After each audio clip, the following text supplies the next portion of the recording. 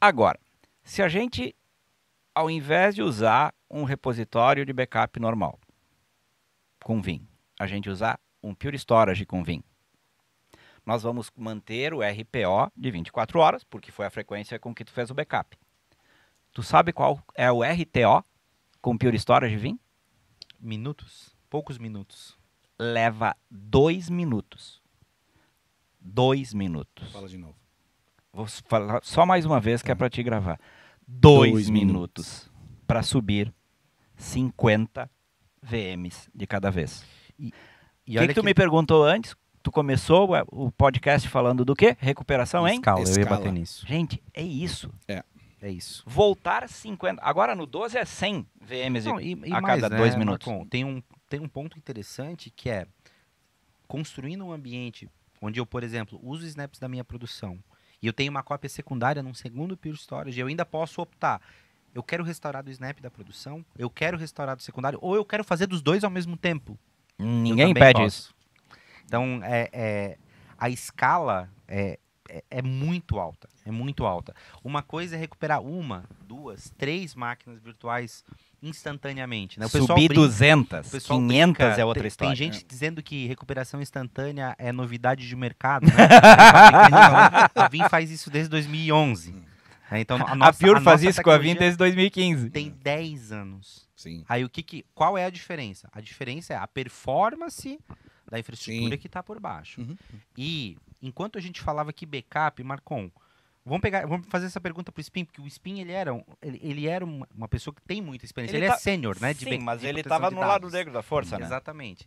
Spin, fala para nós. Processos de escrita e leituras de backup eram sequenciais ou randômicos, tradicionalmente? Somente a leitura, que é o mais importante, é randômico. Perfeito. Agora, quando a gente escrevia em fita, quando a gente começou a escrever em appliance, tudo era o quê? Sequencial. Appliances foram concebidos para quê? Substituir fitas. Eles imitavam fitas. Fita. O software de backup escrevia num appliance da mesma forma que ele escrevia em fita. O que um storage all flash dá de ganho para mim? Não, o e um que storage a Vim criou... Isso, perfeito. Né? Perfeito. Ela... Vamos dar um passo atrás. Isso. Perfeito. Todos os processos de recuperação instantânea, em geral, eles demandam o quê? Leitura randômica, de baixa latência. Bom, aí eu vou deixar o Marcon responder. O que a Pure faz? tem que botar aquele desenho dos dois bonequinhos.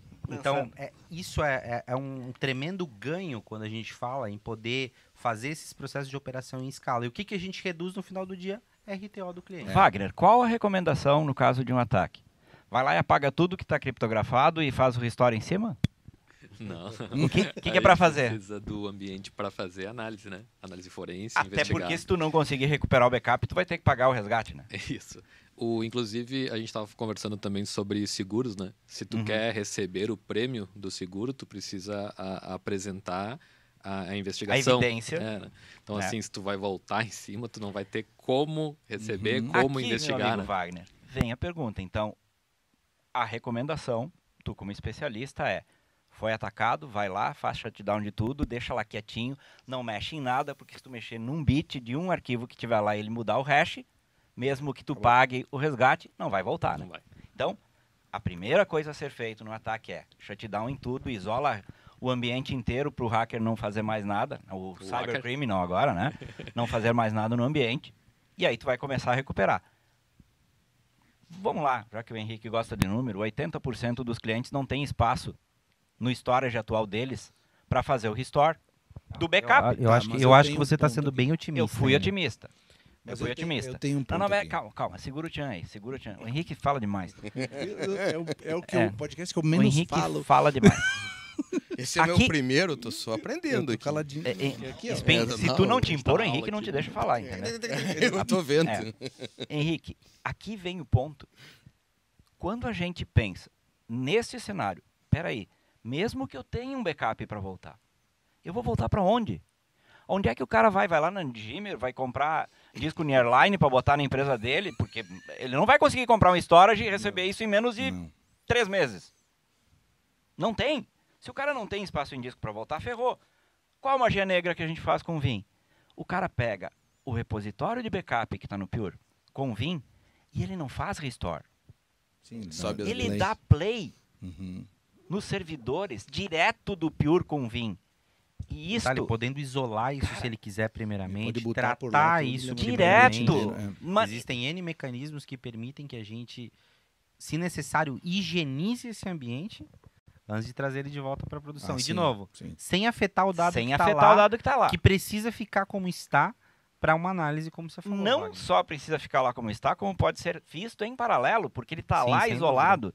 Se a gente consegue voltar 50, 100, 200, 300, 500 servidores virtuais, físicos, seja lá o que for, usando este recurso de dar play direto no Pure com o Vim, nós temos um RTO de minutos. Mas, de novo, eu quero voltar num ponto. A gente está falando em capacidade de recuperação em escala rápida, capacidade de, o Marcon usou uma expressão que eu gostei, dar um play literalmente na minha infraestrutura Facilidade. inteira, Uhum. né, com o Vim, com o meu repositório de backup, ou a partir do próprio snapshot. Isso também significa que eu posso, então, testar todos esses meus backups, tudo que está lá dentro, em escala, nessa mesma proporção. E eu gosto muito de tocar nesse tema, porque você vai ver que nenhum dos nossos concorrentes fala nisso.